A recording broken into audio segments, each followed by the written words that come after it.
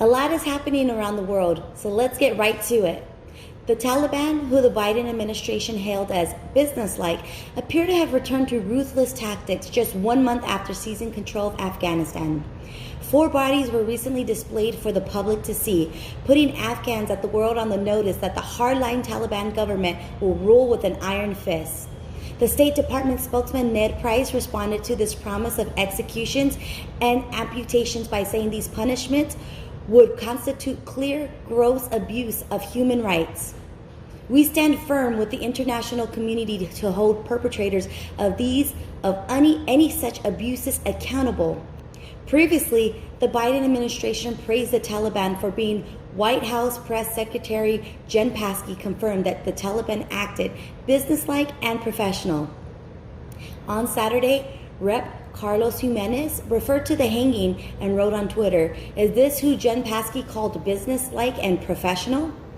Republican Representative Michael Waltz reacted to the grisly image of the hanging. America needs to see and understand what brutal terrorist thugs we are dealing with, and that their violence will follow us home. This outrageous behavior by the Taliban goes right along with their new rule prohibiting girls from going to school and women working and playing an active role in society. So it looks like we have some hardline players on the world stage running Afghanistan. Let's say a prayer for these poor Afghan people. Ramaya? Yes, indeed. It makes us count our blessings living in the U.S. We're not a perfect nation, but we are blessed to live in a civilized society. But even with these blessings, we still have our fair share of tough stories in the U.S., much like this one. A football player for the University of Utah Utes has died following a house party shooting early Sunday morning, according to authorities. Salt Lake City police said that Aaron Lowe, 21, was killed when shots were fired at around 12:20 a.m. local time at the home in the Sugar House neighborhood. An unidentified female was also shot and is in critical condition. The sophomore cornerback was pronounced dead at the scene. The second victim was taken to a local hospital. Police Chief Mike Brown said he is deeply saddened by the death of the talented young man. Utah football head coach Kyle Whittingham called news of Lowe's death devastating in a statement, adding to the Texas native will be deeply missed. Aaron was a great teammate, friend, brother, and son, and who was loved by anyone who crossed paths with him. Mark Harlan, athletic director for the University of Utah, called Lowe's a terrific young man and a leader on our football team and a rock solid of resiliency and courage. In a separate statement, an investigation into the incident is ongoing. I hate to lose anyone to this needless violence, but it is especially sad to see such an athlete of promise life cut short. Tough story, huh, Jay Will? Yeah, man, it's tough to hear those type of stories. Well, hey y'all, it's Monday morning. You know what time it is? Do you know what that means? It's Monday morning motivational minute.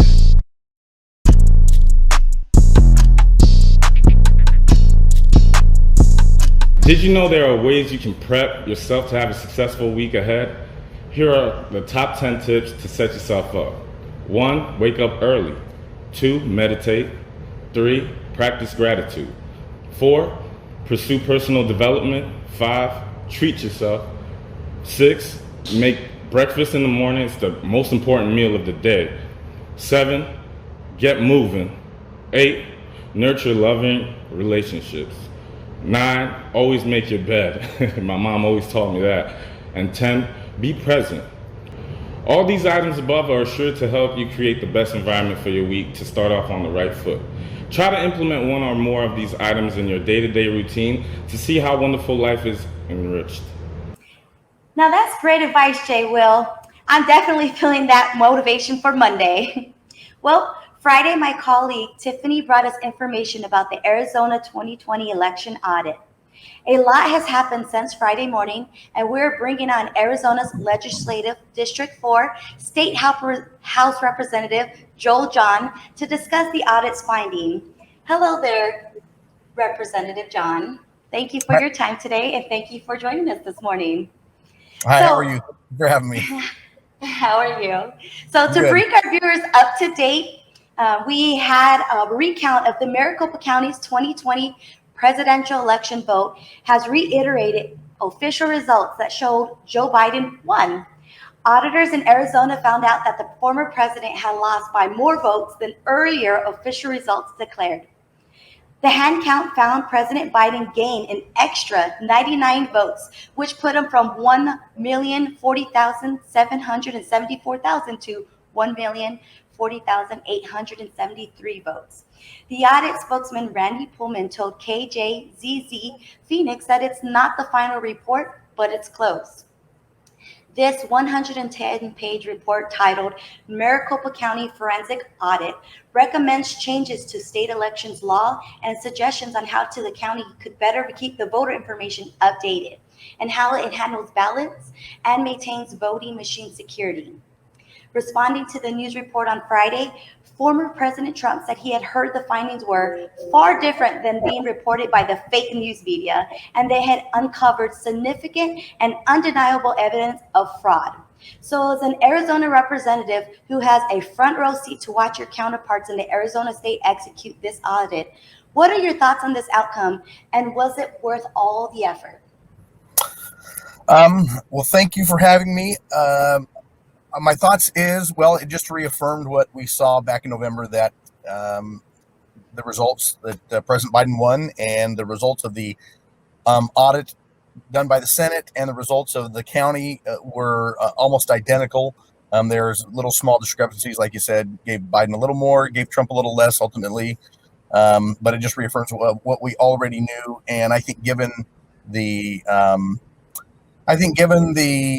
what the county has done and the tests and the audits that the county has done themselves before and after the election, I don't think it was worth it. No, lots of time, lots of money spent, and I think 150,000 on the part of the state Senate, the taxpayers.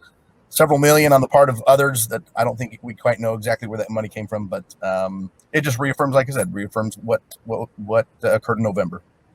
Oh, yes, definitely. I agree. Now, also as an elected Republican, what would you say to the folks in the party who hear what former President Trump said Friday and are confused on how to interpret the results of the audit?